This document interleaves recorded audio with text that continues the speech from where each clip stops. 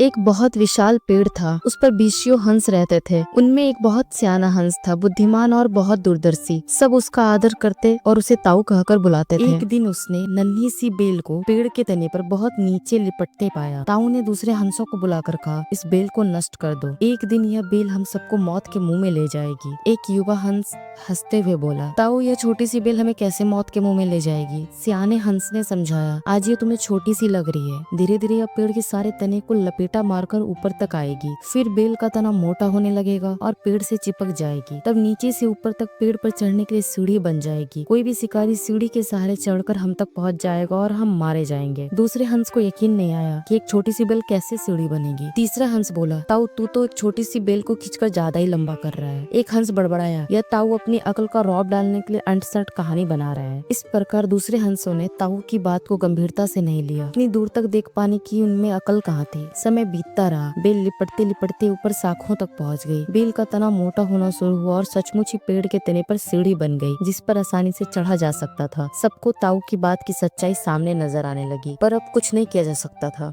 क्योंकि बेल इतनी मजबूत हो गई थी कि उसे नष्ट करना हंसों के बस की बात नहीं थी। एक दिन जब हंस दाना चुगने बाहर गए हुए थे, तब एक बहेलिया उधर आ गया। पेड़ पर बनी सीढ़ी को देखते ही उसने पेड़ पर चढ़कर जाल बिछाया और चला गया। सांझ को सारे हंस लौट आए और पेड़ पर उतरे तो बहेलिये की जाल में बुरी तरह फंस गए। जब वे जाल में फंस गए और फड़फड़ाने लगे, तब उन्हें ताऊ की बुद्धिमानी और दूरदर्शिता का पता लगा। सब ताऊ की बात न मानने के लिए लज्जित थे और अपने आप को कोस रहे थे। ताऊ सबसे रुष्ट था और चुप बैठा था। एक हंस ने हिम्मत करके कहा, ताऊ हम मूर्ख हैं, हमसे मुंह मत फेरो। दूसरा हंस बोला, इस संकट से निकालने की तरकीब तू ही हमें बता सकता है, आगे हम तेरी कोई बात नहीं टालेंगे। सभी हंसों ने हामी भरी। तब ताऊ ने बताया, सभी मेरी बात ध्यान से सुनो। सुबह जब बहेलिया आएगा तब मुर्दा होने का नाटक करना। बहेलिया तुम्हें मुर्दा समझकर जाल से निकालकर जमीन पर रखता जाएगा, वहाँ भी मरे समान पड़े रहना। जैसे ही अंतिम हंस को नीचे रखेगा, मैं सीटी बजाऊंगा, मेरी सीटी सुनते ही सब उड़ जाना। सुबह बहेलिया आया, हंसों ने वैसा ही किया जैसे ताऊ ने समझाया था। सचमुच बहेलिया हंसों को मुर्दा समझकर जमीन पर पटकता गया। सीटी की आवाज के साथ ही सारे हंस उड़ गए। बहेलिया अवाक देखता रह गया। इससे हमें सीख मिलती है कि बुद्धिमानों की सलाह गंभीरता से लेनी चाहिए। ऐसे और मजेदार कहानियों के लिए चैनल को सब्सक्राइब जरूर करें।